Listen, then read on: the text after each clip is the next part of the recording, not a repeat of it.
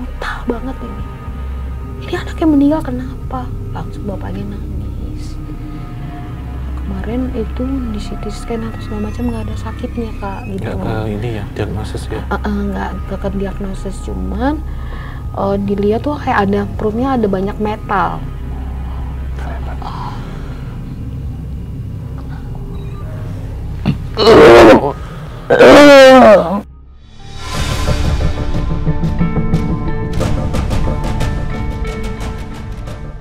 Assalamualaikum warahmatullahi wabarakatuh. Salam rahayu, rahayu bagi kita semuanya. Kembali lagi di obrolan santai bersama saya, dan kali ini salah satu idola saya karena kaitannya sama hal-hal kematian, jenazah, mayat gitu.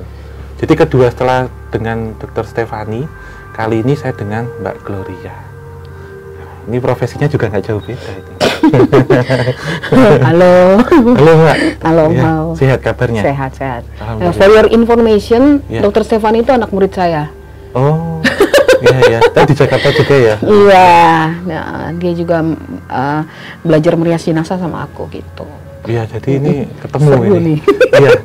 Jadi kemarin ketemu sama beliau, terus saya juga pengen nih ketemu sama Mbak Gloria gitu. Jadi kebetulan saya suka hal-hal kayak gitu Mbak. Gitu. Sukanya sama saya apa jenazahnya tuh? Jenazahnya. Oh, jenazahnya. Dengan hal-hal forensik gitu. Oh, forensik ya. Ya suka semua gitu.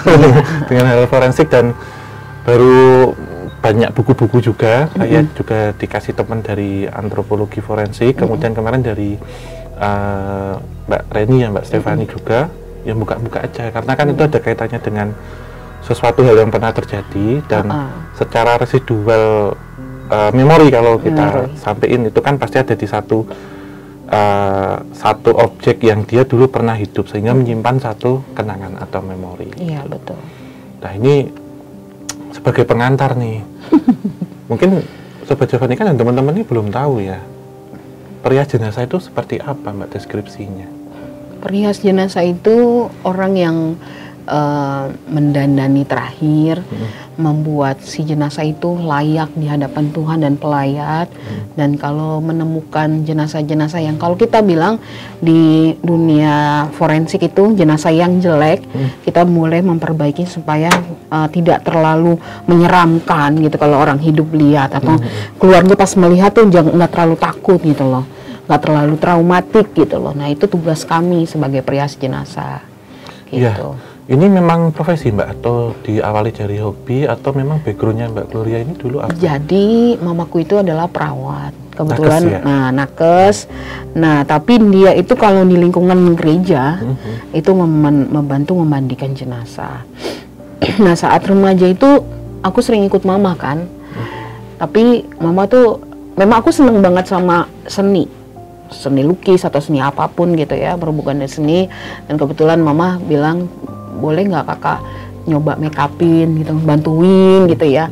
Lama-lama kok ketagihan gitu loh. Tahun 2016 saya menggeluti bidang ini secara profesional. Artinya saya sudah mempunyai ilmu yang mumpuni. Saya belajar juga, kita sebutnya mortician di luar negeri. Saya juga belajar banyak hal yang berhubungan dengan merias jenazah dari mortician dari luar negeri. Jadi kita online. Karena di Indonesia tidak ada ya sekolah untuk pemulasaran jenazah gitu. Jadi kita harus cari tahu sendiri gitu. Iya. Ada perbedaan nggak Mbak dengan misalkan kalau kita ketahui banyak orang ya yang ngambil studinya nih, misalkan ngambil vokasi ataupun kejuruan tata rias gitu.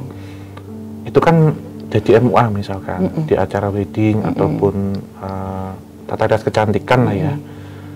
Dalam menggeluti bidang ini, itu apakah ada perbedaan Mbak? Beda banget. Tapi peralatan-peralatan yang dipakai sama? Beda juga? Ya kalau orang hidup biasanya pakai primer, mereka pakai primer yang bagus gitu ya. Kita primernya lem. Karena kan kulit udah nggak moist lagi gitu loh. Kita juga nggak bisa menyerap foundation yang nempel, akhirnya dilem. Atau kita memakai produk-produk khusus yang dari luar negeri yang memang produk itu digunakan untuk makeup pada saat apa ya namanya, musim salju, musim dingin di sana. Jadi ada non thermal namanya. Nah, kita biasanya pakai makeup dari yang ada non thermalnya supaya apa, bisa masuk ke kulit kita yang sudah dingin gitu, biar nempel. Beda banget sih. Terus kalau ngerias orang hidup kan kita bisa tanya dong sama kliennya maunya kayak apa. Nah, kalau orang mati, jenazah nggak mungkin kita tanya kan mau make upnya kayak apa gitu. Jadi kita harus menyesuaikan dari dia hidup, bagaimana dia punya look kayak gitu. Kita harus nggak boleh terlalu jauh dari itu sih perbedaannya. Ya, jadi ada pemahamannya itu ya. Nah, ya berarti di sini kan tentu kita harus menggunakan satu intuisi yang dalam ya untuk memahaminya itu. Nah, ini sebelum nanti saya tanya ke pengalaman ya Mbak ya. Sewaktu melakukan ini, itu apakah mendapatkan kabar secara ini ya, dapat kabar gitu ya. Yang kedua, dalam merias itu bagaimana bisa mengetahuinya? Apakah seperti halnya ketika saya bermain dengan barang-barang antik atau barang-barang kuno, termasuk restorasi bangunan kolonial Belanda atau bangunan lama itu, jadi hampir sama. Kan kalau Mbak Gloria kan mempercantik yang sudah tidak bisa berbicara gitu ya. Kalau saya bangunan pun juga sama Mbak. Jadi bisa ketika berbicara, ya? Iya, dia tidak bisa berbicara dan pinginnya mau yang seperti ini, catnya misalkan ini jangan dihilangkan. Jadi ya intuisi itu.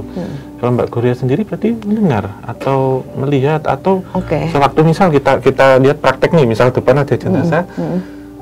Seperti forensik ya Mbak ya, apakah itu ada di sebelah atau itu memberikan informasi atau seperti apa? Jadi sebenarnya gini ya, aku mau ngasih tahu juga sih buat ada beberapa anak-anak muridku tuh terlahir indigo atau tidak indigo, sekalipun kalau kamu berhubungan dengan roh atau kita bilangnya jiwa lah ngurusin ini ya, pasti kalian akan sensitif gitu loh.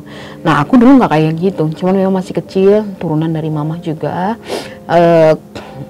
bisa lah ya. Cuman semakin kesini kok semakin aku awalnya aku cerita dulu ya.